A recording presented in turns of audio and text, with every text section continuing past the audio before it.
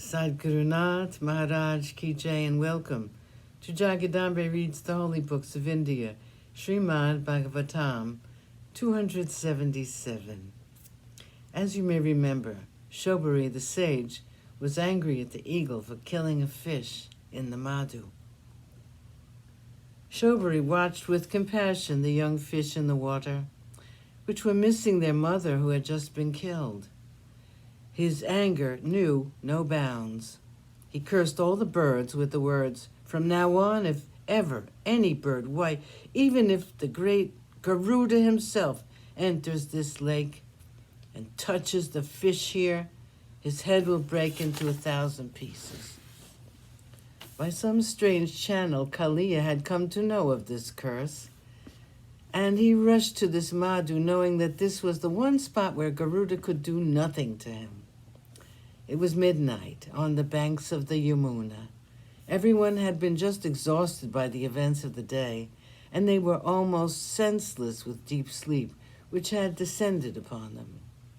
All of a sudden, the forest around caught fire.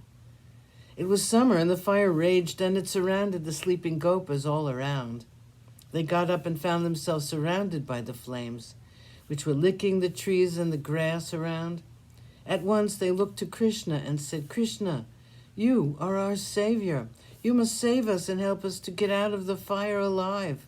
We have no one but you to mind us. Please, Krishna, have pity on us and do something." Krishna took their words to heart, and in his love for them, he swallowed the forest fire and saved all of them, even as Mahadev once swallowed the dread Halahala and saved the heavenly host. 174. Palamba. The summer months set in. The season was no doubt summer, but in Vrindavan, where Krishna and Balarama were present, it was always Vasanta.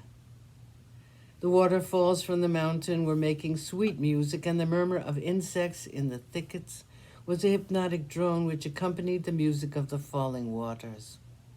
The trees were clad in fragrant flowers, and the rivers and lakes were filled with flowering lotuses, red, white, and blue, and it looked as though the sky had descended to the earth.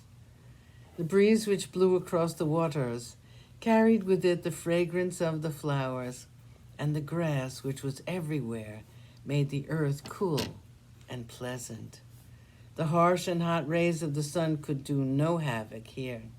The earth was ever wet with the waters from the springs, which were perennial, and the deer, birds, and the cuckoos were making music. The peacocks danced with their feathers spread out like rainbows. Krishna went frequently to this forest with his friends. He would have his flute in one hand and the cowherd's whip in the other. They would spend all their time playing, singing, and dancing. The games they played were so many, so varied, and so absorbing that they would always return home late, forgetting the passage of time. The Devas would stand and watch the companions of Krishna with jealousy while they played hide and seek, leapfrog, wrestling, and other similar games which were purely rustic. Fortunate were the cowherd boys who had Krishna all for themselves, this Krishna who was beyond the reach of the greatest of the ascetics and tapasvins. There was an asura named Pralamba. He was one of the myrmidons of Kamsa. He had been sent by Kamsa to kill Krishna. As soon as he arrived in the forest, Krishna knew that the asura had come. Pralamba took the form of a cowherd and joined in their game as though he belonged there. No one noticed him except the brothers Rama and Krishna. Krishna allowed him to play with them as though he had been taken in by the disguise of the asura. The game they were playing was roughly like the game which is played by all boys, even now. There was a slight variation in the game. The whole lot had to be divided into 2 groups, and the winning team had to be carried by the losing team at the end of the game. Rama led one group and Krishna the other. Krishna's group was the losing team, and so they had to carry each and every one of the other team. And thus they reached a huge, big ashwata tree by name Pandiraka. Krishna was carrying a boy by the name Sridama, and Pralamba, in the guise of a cowherd boy, was carrying Balarama. Sadhgurunath Maharaj Ki Jai. Thank you for coming. I hope you come again.